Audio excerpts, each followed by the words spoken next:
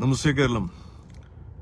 മാന്യത അഭിനയിക്കുന്നവരെയാണ് നമ്മുടെ നാട്ടിലെ താല്പര്യമെന്ന് പറയും. അതുപോലെയാണ് ഇവിടെ BJPയുടെ നേതാക്കൾ മാന്യരായിട്ട് അഭിനയിക്കുന്നത് കൊണ്ട് മാത്രമാണ് ഇത്രയും മാത്രം അവർക്കൊരു പിന്തുണ കിട്ടുന്നത്. അവരുടെയൊക്കെ തനിനിറവും അവരെന്താണെന്നുമൊക്കെ നമ്മൾ അവരോട് അടുക്കുമ്പോഴാണ് അറിയാൻ പറ്റുന്നത്. ഇപ്പൊ തന്നെ ഒരു 2 BJP നേതാക്കൾ തമ്മിലുള്ള യുദ്ധം കാണുന്നില്ലേ? അതിൽ എത്രമാത്രം ഒരു കൾച്ചറല്ലാത്ത രീതിയിലാണ് അപ്പുറത്തെ ഭാഗത്ത് നിന്ന് സംസാരിക്കുന്നതെന്നും കേൾക്കുമ്പോൾ അറിയാൻ പറ്റും.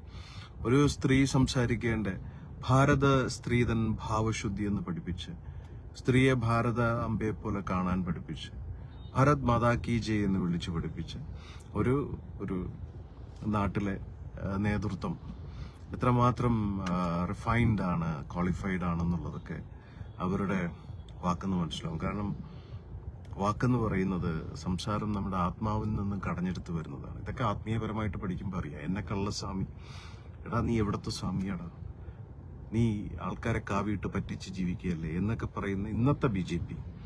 കാരണം അവർക്ക് ആത്മീയതയെ പിടിച്ച് ഫ്രണ്ടിലിരുത്തി 2 ചോദ്യം ചോദിച്ചു കഴിഞ്ഞാൽ ഈ അപ്പിയും മൂത്രവും ഒരുമിച്ച് പോകുന്നവന്മാരാണ് അവന്മാർ. കാരണം അവർക്ക് സ്പിരിച്വാലിറ്റി എന്തെന്നറിയില്ല. അവർ കാണുന്നത് കാവിയിട്ട് ഈ വായിക്കാത്തൊരു പഴവും തിരികെ സമൂഹത്തിന്റെ ഒരു വിഷയത്തിൽ പ്രതികരിക്കാതെ ഇരിക്കുന്നവരാണ്. പ്രത്യേകിച്ച് ഇവർക്ക് BJPക്ക് വേണ്ടി ജയ് വിളിക്കുന്നവരാണ് അവരുടെ കാണൽ സ്വാമി എന്ന് പറയുന്നത്. പിന്നെ ഞാൻ അങ്ങനെയല്ല.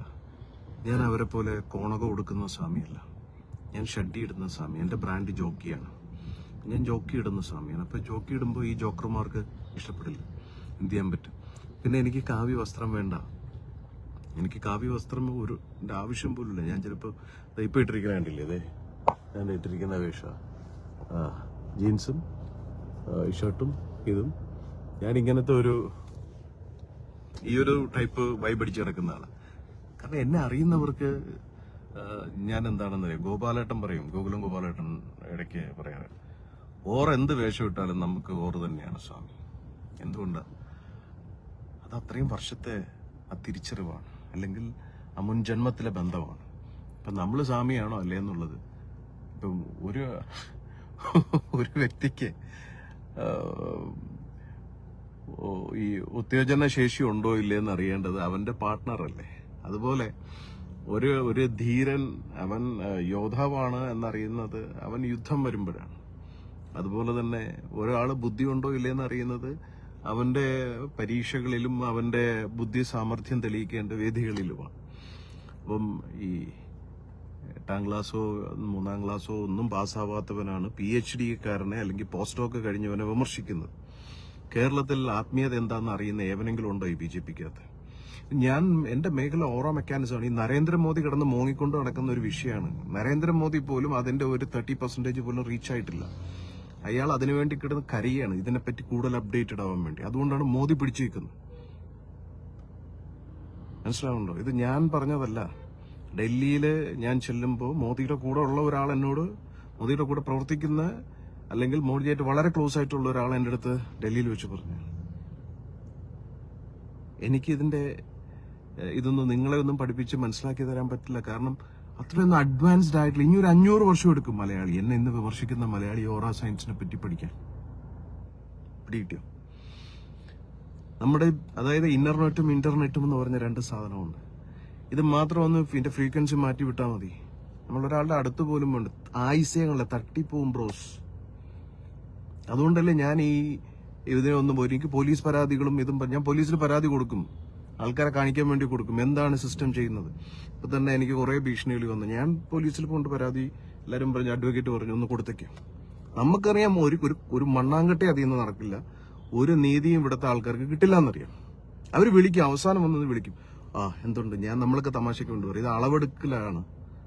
ഒരാള് കൊല്ലപ്പെടുമെന്നോ അപകടം ഉണ്ടെന്ന് പറഞ്ഞു കഴിഞ്ഞാൽ പിന്നെ നമ്മൾ നോക്കാന്ന് പറയും.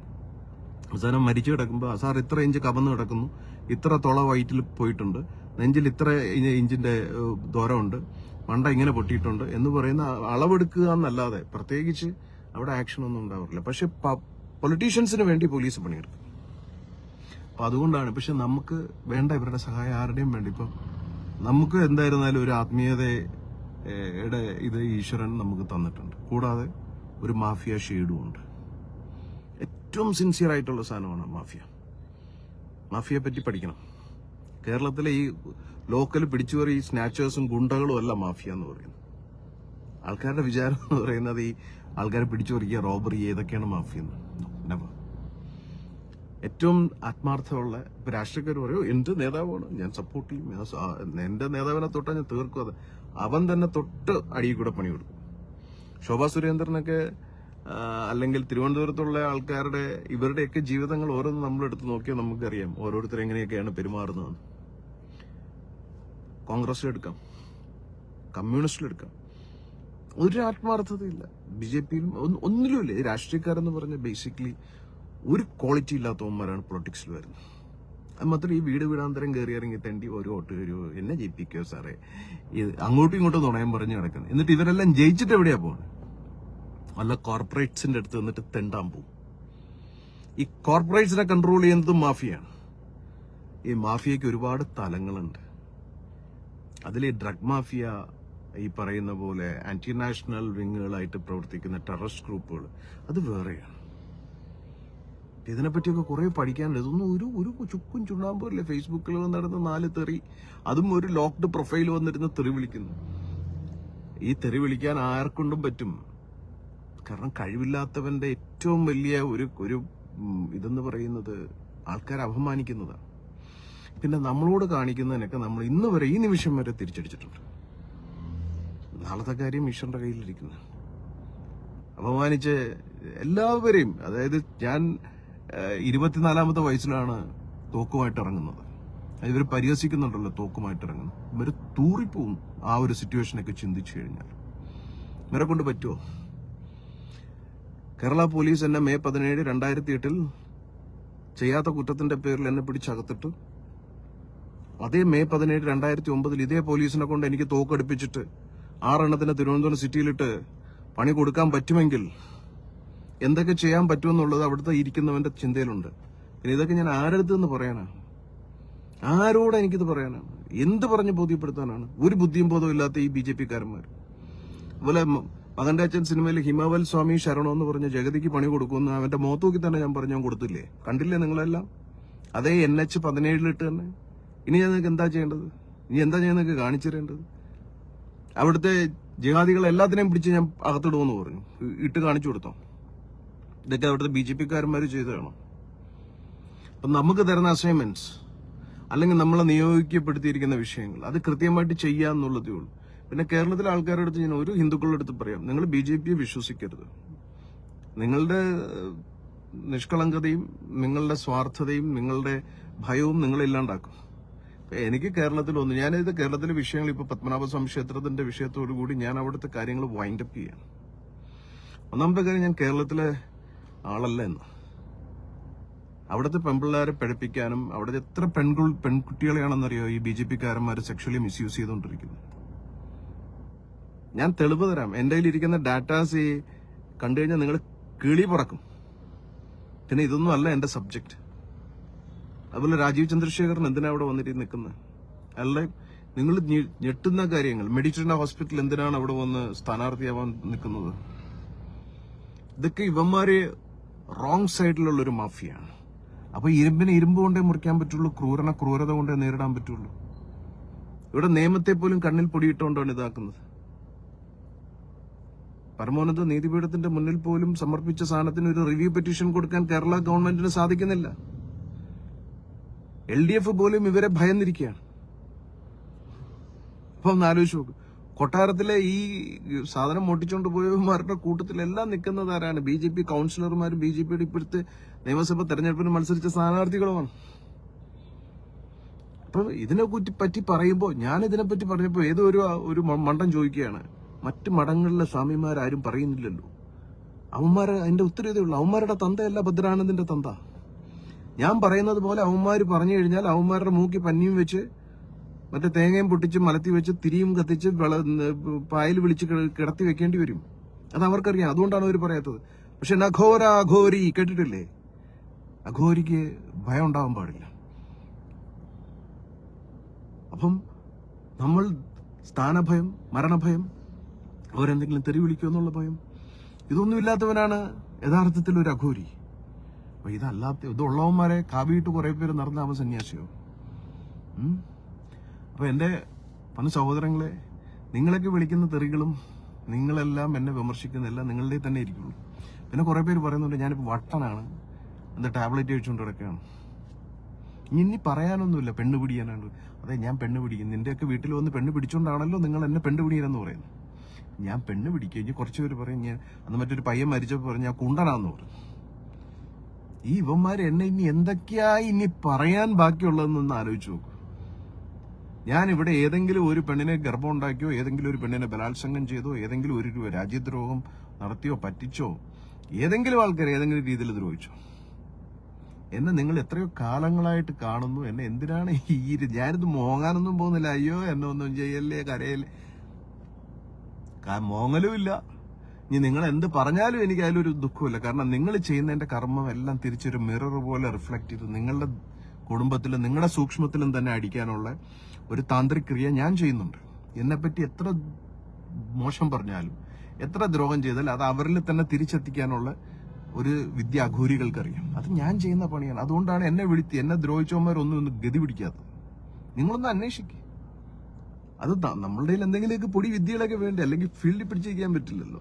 പിന്നെ പോലീസ് ധാർമ്മികമായിട്ട് അവിടെ നടപടി എടുക്കണം എന്നുള്ളത് ഒരു റിക്വസ്റ്റാണ്. പോലീസ് അത് ചെയ്തില്ലെങ്കിൽ, ഈ കൊട്ടാരത്തിന്റെ കേസിൽ അത് പത്മനാഭന്റെ ഇതാണ്, ഈ പോലീസിന് ഇത് കിട്ടിയിട്ട് ഇത് ചെയ്തില്ലെങ്കിൽ അവരുടെ കുടുംബത്തിനും അവരുടെ പിറക്കും തലമുറയ്ക്കൊക്കെ അതുപോലെ തന്നെ ഒരു ആത്മീയപരമായിട്ടൊരു തിരിച്ചടി ഉണ്ടാവും. കാരണം പലവരും ഇന്ന് നരകിക്കുകയാണ്. എത്ര പോലീസാണ് ആത്മഹത്യ ചെയ്തതെന്നറിയോ? പോലീസിനോട് ഏൽപ്പിക്കുന്നത്, പോലീസിനോട് ജനത്തിനോടുള്ള വിശ്വാസം പോലീസ് കാണിക്കാൻ വേണ്ടിയിട്ട്. പോലീസ് എന്തുകൊണ്ട് അതിന് ആക്ഷൻ എടുക്കുന്നില്ല, അല്ലെങ്കിൽ സർക്കാർ ഒരു റിവ്യൂ പെറ്റീഷൻ കൊടുക്കുന്നില്ല? ഇതൊക്കെ ധാർമ്മികപരമായിട്ട് ചോദിക്കേണ്ട കാര്യങ്ങളാണ്. എത്ര നല്ല എഫിഷ്യന്റ് പോലീസ് ഓഫീസേഴ്സാണ് നമുക്കുള്ളത്, എത്ര നല്ല ആൾക്കാർ. പണ്ടത്തെ മൊരട്ട് പോലീസുകാരൊന്നും അല്ലേ, ഇന്ന് വളരെ സ്മാർട്ടായിട്ടുള്ള എത്രയോ ഉദ്യോഗസ്ഥരെ ഞാൻ കണ്ടത്. വളരെ ബ്യൂട്ടിഫുൾ ആയിട്ടാണ് അവർ ഇത് ചെയ്യുന്നത്. പക്ഷെ അവരെ പിടിച്ചു വെച്ചിരിക്കുക. പോലീസിന്റെ മേൾ തലത്തിലുള്ളവർ, അവർക്ക് വേറെ ഒന്നുമില്ല. അവർ ശമ്പളം കേരളത്തിന്റെ ജനങ്ങളുടെ ശമ്പളമാണ്, മീൻസ് ടാക്സ് ജനങ്ങൾ കൊടുക്കുന്ന ഇതാണ്. പോലീസ് ജനങ്ങളെ സംരക്ഷിക്കേണ്ട ഒരു കൂടപ്പുറപ്പായിട്ട് നിന്ന് ഇതാക്കേണ്ടതാണ്. ജനങ്ങളുടെ വികാരത്തെ മാനിക്കണം.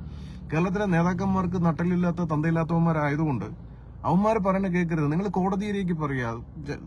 ഞാനാണെങ്കിലും ഏത് എക്സ് ഓർ വൈ നമ്മളൊരു ആവശ്യപ്പെടുക, ഇതിങ്ങനെയാണ്. ജനങ്ങളുടെ ആവശ്യമാണ്, ജനങ്ങളുടെ വികാരമാണ്, ജനങ്ങളുടെ വിശ്വാസമാണ് സംരക്ഷിക്കേണ്ടത്. പോലീസും സമൂഹത്തിന്റെ ഭാഗമാണ്. പോലീസിനെ എപ്പോഴും തെറി വിളിക്കുമ്പോഴും ഞാൻ പോലീസിന്റെ കൂടെ ഉണ്ടാവും. എപ്പോഴും എനിക്ക് പോലീസിൽ അത്രയും കോൺഫിഡൻസ് ഉണ്ട്. ഇപ്പൊ എന്റെ കേസിലൊന്നും പോലീസ് ഒന്നും ചെയ്യേണ്ട. കാരണം എനിക്ക് അത് തിരിച്ച് എന്നെ അടിക്കാനോ എന്നെ ഉപദ്രവിക്കാനോ ഒക്കെ വന്ന് എനിക്ക് തിരിച്ചടിക്കാനുള്ള ഇന്ന് ഈശ്വര സഹായിച്ചാനുള്ള കപ്പാസിറ്റി ഉണ്ട്. എല്ലാ തരത്തിലും, ലീഗലി ആണെങ്കിലും പൊളിറ്റിക്കലി ആണെങ്കിലും മാഫിയ തരത്തിലാണെങ്കിലും ഇനിയിപ്പം ഗാങ്സ്റ്റർ രീതിയിലാണെങ്കിലും എന്നെ തല്ലിയാൽ, എന്റെ കൂടെ ഉള്ളവരെ തല്ലിയാൽ, എന്നെ ആക്രമിച്ചാൽ അത് തിരിച്ച് നമ്മൾ തിരിച്ചടിക്കും. 100% അടിക്കും. അത് ഞാൻ തുടങ്ങിയത് 24ാമത്തെ വയസ്സിലെ ഇടതുപക്ഷ സർക്കാരിനോട് തന്നെ കാണിച്ചു കൊടുത്തതാണ്. എന്നെ ഇത്രയും വളർത്തിയത് എന്റെ സുഹൃത്തുക്കളല്ല, എന്റെ ശത്രുക്കളാണ്.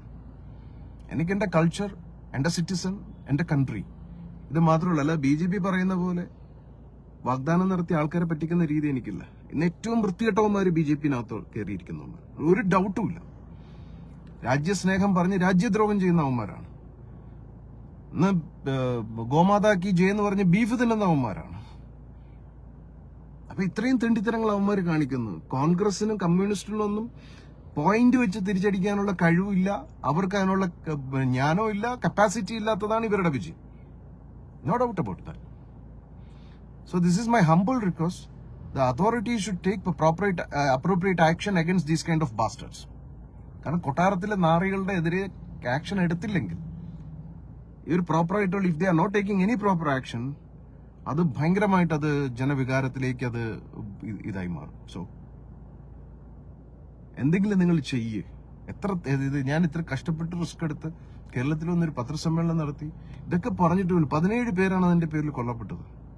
ഈ കൊട്ടാരത്തിലെ തെണ്ടികളെ സപ്പോർട്ട് ചെയ്യുന്ന BJP-ക്കാരെ, ഈ BJP-യിലെ കള്ളന്മാരെയൊക്കെ സപ്പോർട്ട് ചെയ്യുന്ന കേരളത്തിലെ ഹിന്ദു നാമധാരികളായ, ഉപനയനം പോലും കഴിയാത്ത, ധർമ്മബോധമില്ലാത്ത കുറെ വിഡ്ഢികളായിട്ടുള്ള PR ശവങ്ങളും അണികളുമായിട്ടുള്ളവരുടെ വാക്കൊന്നും കേട്ടിട്ട് നിങ്ങളുടെ ധർമ്മത്തിൽ നിന്നും വ്യതിചലിക്കരുതെന്നേ എനിക്ക് അധികാരികളോട് പറയാനുള്ളൂ. ജയ് ഹിന്ദ്, ജയ് ഹിന്ദ് രാഷ്.